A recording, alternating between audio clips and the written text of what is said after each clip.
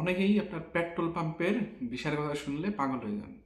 7 লাখ 8 লাখ টাকা দিয়েও আমি দেখছি সৌদি আরবে ভিসা নিছে আর কি।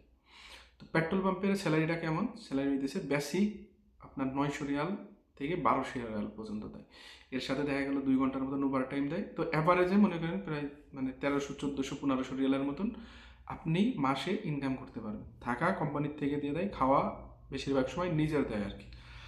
তো আপনি যে এই যে স্যালারি আর কি 1400 1500 রিয়াল 8 9 ঘন্টা 10 ঘন্টা ডিউটি করে আপনি যে এই স্যালারিটা পাইতেছেন, আপনার এই 7 লাখ 8 লাখ টাকা উঠাইতে কতদিন লাগবে আর কি।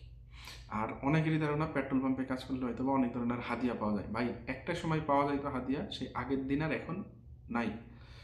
এখন বেশিরভাগ লোকের কাছে দেখবেন ইলেকট্রনিক কার্ড থাকে, ওরা ভিসা কার্ড বা বিভিন্ন ধরনের কার্ডের মাধ্যমে পেমেন্ট করে, যার কারণে ওদের কাছে ক্যাশ টাকাও থাকে না।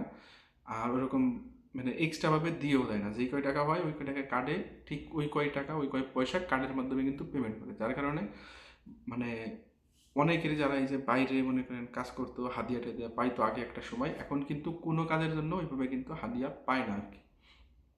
তো আশা করি বুঝতে পারছেন বিষয়টা। আপনি আসেন পেট্রোল পাম্পের বিষয়, বাট এত টাকা দিয়ে না, আপনি চেষ্টা করেন আপনি 3 লাখ 4 লাখের মধ্যে আসার জন্য আর কি। আর আমি সবসময় বলি যে আপনি আসার আগে যদি মানে ভালো মাধ্যমে আসতে চান তাহলে অবশ্যই যে কোনো একটা রিক্রুটিং এজেন্সি যাদের বাংলাদেশি গভর্নমেন্টের অনুমোদন আছে এদের কাছে সরাসরি নিজে যাবেন আপনি, কোনো দালালের মাধ্যমে না।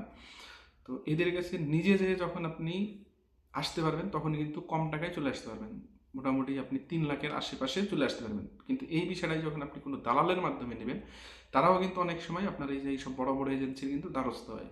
তো ওদের কাছ থেকে নিতে গেলে কিন্তু তারা আরও মনে করেন এই ভিসার রেটটা আরও বাড়াই দেবে আর কি।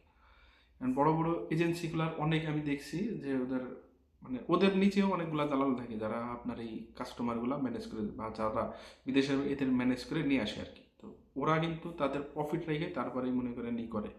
তো সবসময় চেষ্টা করবেন নিজে আগে একটু ঘাটাঘাটি করেন নেটে। নেটে কিন্তু আজকাল সব কিছুই পাওয়া যায়। তো নেটে ঘাটাঘাটি করে আপনি কোন লাইনে মনে করেন যাবেন, যেরকম কনস্ট্রাকশন হোক বা আপনার কোনো রেস্টুরেন্ট লাইন হোক, ওইখানে কিন্তু আপনি দেখলে আপনি ফলো আপ দিলেই বুঝতে পারবেন যে কোন কোন এজেন্সি থেকে রেস্টুরেন্টে পাঠাইতেছে, কোন কোন এজেন্সি থেকে কনস্ট্রাকশনের কাজে পাঠাইছে।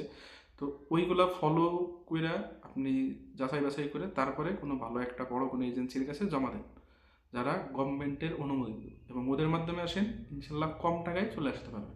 ধন্যবাদ, ভালো থাকবেন সবাই।